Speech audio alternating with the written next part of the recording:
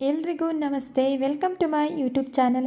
ಇವತ್ತಿನ ವಿಡಿಯೋದಲ್ಲಿ ಸಂಜೆ ಏನಾದ್ರು ಸ್ನ್ಯಾಕ್ಸ್ ತಿನ್ನಬೇಕು ಅನಿಸಿದಾಗ ಪಟ್ ಅಂತ ಕೇವಲ ಒಂದು 15 ನಿಮಿಷದಲ್ಲಿ ಮಾಡ್ಕೋಬೋದಂತಾದ ಸ್ನ್ಯಾಕ್ಸ್ ರೆಸಿಪಿನ ಶೇರ್ ಮಾಡ್ತಾ ಇದ್ದೀನಿ.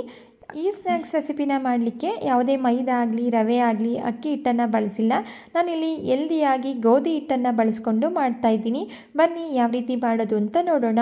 ಮೊದಲು ನಾನಿಲ್ಲಿ ಒಂದು ಮಿಕ್ಸಿಂಗ್ ಬೌಲ್ಗೆ 2 ಕಪ್ ಆಗೋಷ್ಟು ಗೋಧಿ ಹಿಟ್ಟನ್ನು ಸೇರಿಸ್ಕೊಳ್ತಾ ಇದ್ದೀನಿ.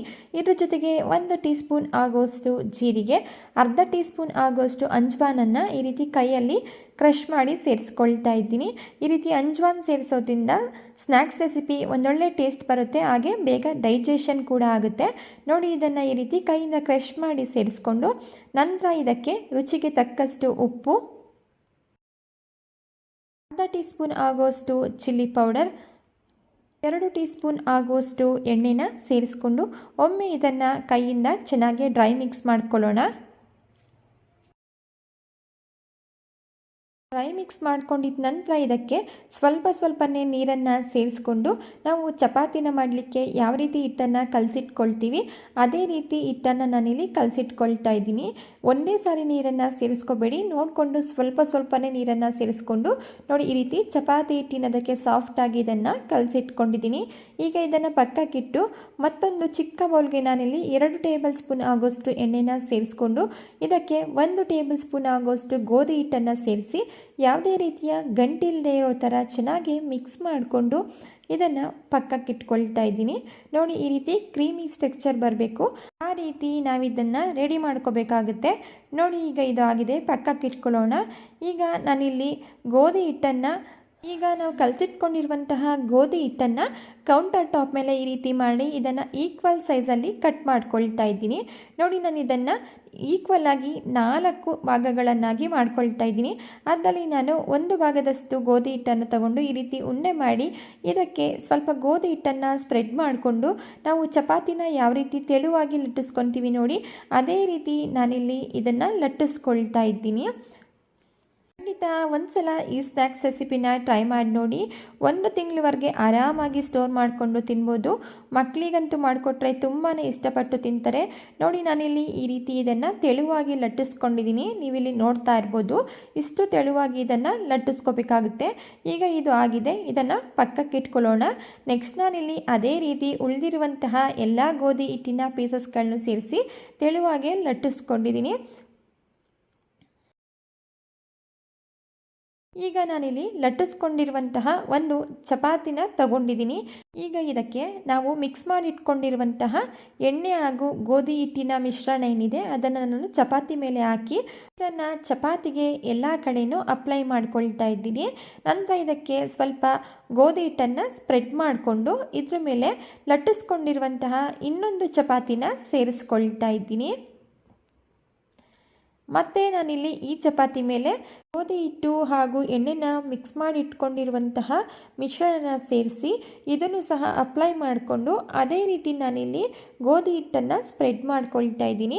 ಇದೇ ರೀತಿ ನಾನು 4 ಚಪಾತಿಗಳನ್ನು ಇದೇ ರೀತಿ ಮಾಡಿ ಒಂದ್ರ ಮೇಲೊಂದು ಸೇರಿಸ್ಕೊಳ್ತಾ ಇದ್ದೀನಿ. ಈಗ ಫೈನಲಿ ನೀವಿಲ್ಲಿ ನೋಡ್ತಾ ಇರ್ಬೋದು, 4 ಚಪಾತಿಗಳನ್ನು ನಾನು ಇದೇ ರೀತಿ ಪ್ರೋಸೆಸ್ಸಲ್ಲಿ ಸೇರಿಸ್ಕೊಂಡಿದ್ದೀನಿ. ಇದು 4ನೇ ಚಪಾತಿ ಮೇಲೆ ನಾವು ಮಿಕ್ಸ್ ಮಾಡಿ ಇಟ್ಕೊಂಡಿರುವಂತಹ ಮೈದಾ ಹಾಗೂ ಎಣ್ಣೆ ಮಿಶ್ರಣನ ಅಪ್ಲೈ ಮಾಡಿಕೊಂಡು ಇದ್ರ ಮೇಲೆ ಸಹ ಸ್ವಲ್ಪ ಗೋಧಿ ಹಿಟ್ಟನ್ನು ಸ್ಪ್ರೆಡ್ ಮಾಡಿ ಈ ರೀತಿ ಇದನ್ನು ಫೋಲ್ಡ್ ಮಾಡ್ಕೊಳ್ತಾ ಇದ್ದೀನಿ. ನೋಡಿ, ಇದನ್ನು ಆ ಕಡೆ ಈ ಕಡೆ ಫೋಲ್ಡ್ ಮಾಡಿ ಈ ರೀತಿ ಸೈಡ್ ಏನಿರುತ್ತೆ ಅಲ್ಲಿ ನಾವು ರೆಡಿ ಮಾಡಿ ಇಟ್ಕೊಂಡಿರುವಂತಹ ಗೋಧಿ ಹಿಟ್ಟು ಹಾಗೂ ಎಣ್ಣೆ ಮಿಶ್ರಣನ ಅಪ್ಲೈ ಮಾಡ್ಕೊಳ್ತಾ ಇದ್ದೀನಿ. ಅಪ್ಲೈ ಮಾಡ್ಕೊಂಡಿದ ನಂತರ ಈಗ ಇದನ್ನು ಸ್ಕ್ವಯರ್ ಟೈಪಲ್ಲಿ ಫೋಲ್ಡ್ ಮಾಡ್ಕೊಳ್ತಾ ಇದ್ದೀನಿ. ನೀವಿಲ್ಲಿ ನೋಡ್ತಾ ಇರ್ಬೋದು, ನಾನು ವಿಡಿಯೋದಲ್ಲಿ ಯಾವ ರೀತಿ ಮಾಡ್ಕೊಳ್ತಾ ಇದ್ದೀನಿ ಅದೇ ರೀತಿ ನೀವು ಕೂಡ ಫೋಲ್ಡ್ ಮಾಡ್ಕೋಬೇಕಾಗುತ್ತೆ. ನೋಡಿ, ಈ ರೀತಿ ಸ್ಕ್ವಯರ್ ಟೈಪ್ನಲ್ಲಿ ಈಗ ಇದು ಆಗಿದೆ. ಈಗ ಕೌಂಟರ್ ಟಾಪ್ ಮೇಲೆ ಸ್ವಲ್ಪ ಗೋಧಿ ಹಿಟ್ಟನ್ನು ಸ್ಪ್ರೆಡ್ ಮಾಡಿಕೊಂಡು ಇದನ್ನು ಸ್ಕ್ವಯರ್ ಟೈಪಲ್ಲೇ ಲಟ್ಟಿಸ್ಕೋಬೇಕು. ಎಷ್ಟು ತೆಳುವಾಗಿ ನಾವು ಲಟ್ಟಿಸ್ಕೋಬೇಕು ಅಂತ ಹೇಳಿದ್ರೆ ಚಪಾತಿಗಿಂತ ಸ್ವಲ್ಪ ದಪ್ಪದಾಗಿ ಇದನ್ನು ಲಟ್ಟಿಸ್ಕೋಬೇಕು. ನಾನು ಲಟ್ಟಿಸಾದ್ಮೇಲೆ ತೋರಿಸ್ತೀನಿ ಎಷ್ಟು ದಪ್ಪದಾಗಿ ಇದನ್ನು ಲಟ್ಟಿಸ್ಕೋಬೇಕು ಅಂತ ಹೇಳಿ. ನೋಡಿ ಫೈನಲಿ ನಾನೀಗ ಇದನ್ನು ಸ್ಕ್ವಯರ್ ಟೈಪಲ್ಲಿ ಲಟ್ಟಿಸ್ಕೊಂಡಿದ್ದೀನಿ. ಈಗ ಒಂದು ಚಾಕು ಸಹಾಯದಿಂದ ನಿಮಗೆ ಯಾವ ಶೇಪಲ್ಲಿ ಬೇಕೋ ಆ ಶೇಪಲ್ಲಿ ಇದನ್ನು ಕಟ್ ಮಾಡ್ಕೋಬೇಕಾಗುತ್ತೆ. ನಾನಿಲ್ಲಿ ಸ್ಕ್ವಯರ್ ಟೈಪಲ್ಲಿಯೇ ಇದನ್ನು ಕಟ್ ಮಾಡ್ಕೊಳ್ತಾ ಇದ್ದೀನಿ. ನೀವು ಇದೇ ರೀತಿ ಕಟ್ ಮಾಡ್ಕೋಬೇಕು ಅಂತ ಏನಿಲ್ಲ, ನಿಮಗೆ ಯಾವ ಶೇಪಲ್ಲಿ ಇಷ್ಟ ಆಗುತ್ತೆ ಆ ರೀತಿ ನೀವು ಇದನ್ನು ಕಟ್ ಮಾಡ್ಕೋಬೇಕು. ನೋಡಿ ಇಷ್ಟು ದಪ್ಪದಾಗಿ ನೀವು ಇದನ್ನು ಲಟ್ಟಿಸ್ಕೋಬೇಕಾಗುತ್ತೆ. ನೋಡಿ ವಿಡಿಯೋದಲ್ಲಿ ನೋಡ್ತಾ ಇದ್ದೀರಲ್ವಾ. ಈಗ ಕಟ್ ಮಾಡಿಟ್ಕೊಂಡಿರುವಂತಹ ಎಲ್ಲ ಗೋಧಿ ಹಿಟ್ಟಿನ ಪೀಸಸ್ಗಳನ್ನು ನಾನಿಲ್ಲಿ ಒಂದು ಪ್ಲೇಟ್ಗೆ ತೆಗೆದಿಟ್ಕೊಳ್ತಾ ಇದ್ದೀನಿ. ಈ ಕಡೆ ನಾನಿಲ್ಲಿ ಎಣ್ಣೆನೂ ಸಹ ಬಿಸಿಯಾಗಲಿಕ್ಕೆ ಇಟ್ಟಿದ್ದೆ. ಎಣ್ಣೆನ ಮೀಡಿಯಮ್ ಫ್ಲೇಮಲ್ಲಿ ಮೀಡಿಯಮ್ ಆಗಿ ಹೀಟ್ ಮಾಡಿಕೊಂಡ್ರೆ ಸಾಕು. ಎಣ್ಣೆನೂ ಕೂಡ ಬಿಸಿಯಾಗಿದೆ. ನಾನಿಲ್ಲಿ ಲಟ್ಟಿಸ್ಕೊಂಡಿರುವಂತಹ ಗೋಧಿ ಹಿಟ್ಟಿನ ಪೀಸಸ್ಗಳನ್ನ ಎಣ್ಣೆಗೆ ಸೇರಿಸ್ಕೊಳ್ತಾ ಇದ್ದೀನಿ. ಎಣ್ಣೆಗೆ ಸೇರಿಸಿದ ನಂತರ ಇದನ್ನು ತಕ್ಷಣ ಕದಲಿಸೋದಕ್ಕೆ ಹೋಗಬಾರ್ದು. ಜಸ್ಟ್ 1 ನಿಮಿಷ ಬಿಟ್ಟು ಈ ರೀತಿ ಅದು ಬೆಂದಿದ ನಂತರ ಮೇಲ್ ಬರುತ್ತೆ. ನಂತರ ಅದನ್ನು ತಿರುಗಿಸ್ಕೊಂಡು ಚೆನ್ನಾಗಿ ಕ್ರಿಸ್ಪಿಯಾಗಿ ಗೋಲ್ಡನ್ ಕಲರ್ ಆಗೋವರೆಗೂ ಇದನ್ನು ಬೇಯಿಸ್ಕೋಬೇಕಾಗುತ್ತೆ. ಜಾಸ್ತಿ ಟೈಮ್ ಏನು ತಗೊಳ್ಳೋದಿಲ್ಲ, ಒಂದು 3ರಿಂದ 4 ನಿಮಿಷ ಅಷ್ಟೇ. ಮೀಡಿಯಮ್ ಫ್ಲೇಮಲ್ಲಿಟ್ಟು ಇದನ್ನು ಚೆನ್ನಾಗಿ ಬೇಯಿಸ್ಕೋಬೇಕಾಗುತ್ತೆ. ನೋಡಿ ಈಗ ಇದು ಆಗಿದೆ, ನೀವಿಲ್ಲಿ ನೋಡ್ತಾ ಇರ್ಬೋದು. ಈಗ ಇದನ್ನು ತೆಗೆದು ನಾನಿಲ್ಲಿ ಒಂದು ಪ್ಲೇಟ್ಗೆ ಟ್ರಾನ್ಸ್ಫರ್ ಮಾಡಿ ಇಟ್ಕೊಳ್ತಾ ಇದ್ದೀನಿ. ಈಗ ಉಳಿದಿರುವಂತಹ ಎಲ್ಲ ಗೋಧಿ ಹಿಟ್ಟಿನ ಪೀಸಸ್ಗಳನ್ನು ಸಹ ನಾನು ಎಣ್ಣೆಯಲ್ಲಿ ಸೇರಿಸಿ ಒಂದು ಪ್ಲೇಟ್ಗೆ ಸರ್ವ್ ಮಾಡ್ಕೊಂಡಿದ್ದೀನಿ.